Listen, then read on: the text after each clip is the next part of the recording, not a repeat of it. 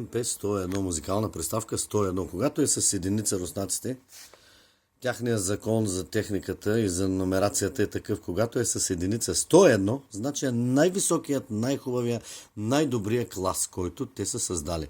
Ако е 201, ще бъде среден, ако е 301, ще бъде съвсем за простолюдието за насело, проскъст фон, а това е висок клас, ето, когато е с едно. Например, имаме една Вега. Вегата, ето я.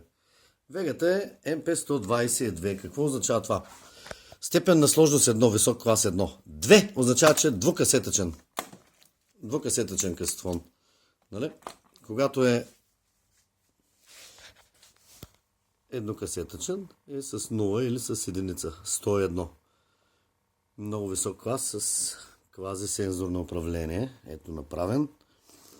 Страхотно много като на платки, набучени предусилватели за запис, за възпроизвеждане, генератор осцилатор за изтриване, платка за Dolby шумоподтискаща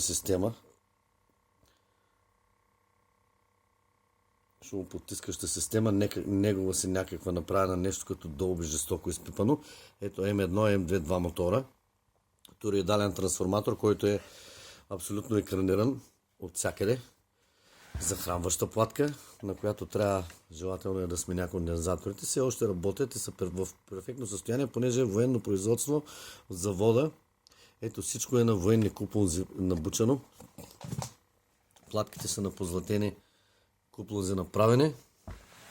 Аз съм подменил преди много години в предусилвателите някои други кондензатори с чисто нови, но има още за подмяна 2 или 4 ли. Ще се справя, защото моделът е жесток. И квази сензорно управление, казахме. Ето.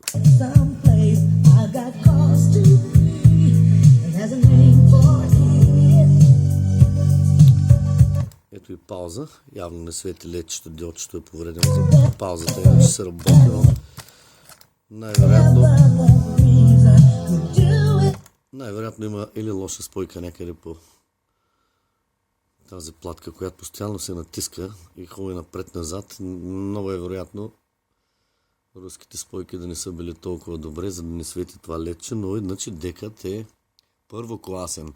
Докато Вегата е първа степен на сложност, това е около втора степен на сложност. Също дека е изработен, но страшно много кондензатори, страшно много платки, набучени, както магнитофоните, скъпите студерите, STM-ите, мехлаборите, всичко е направено много здраво, въпреки че са руски кондензаторите. Ето само един се е наложило да сменя. Когато преди много години съм видял на оскилоскопа някакви вибрации, колебания в правото напрежение и аз съм го подменил. Но е желателно сега, когато аз ще си го възстановя декът, понеже е лично мой и от моята колекция намерен. Така че ще си го довъзстановя, ще си досменя кондензаторите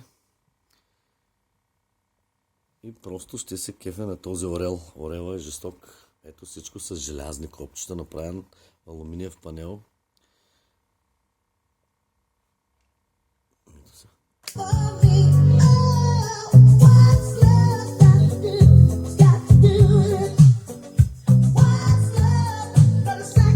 Супер точни обороти, много добре.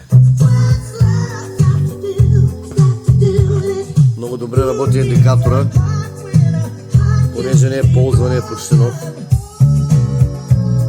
Общо взето това е за Орел 101. Теренце 1.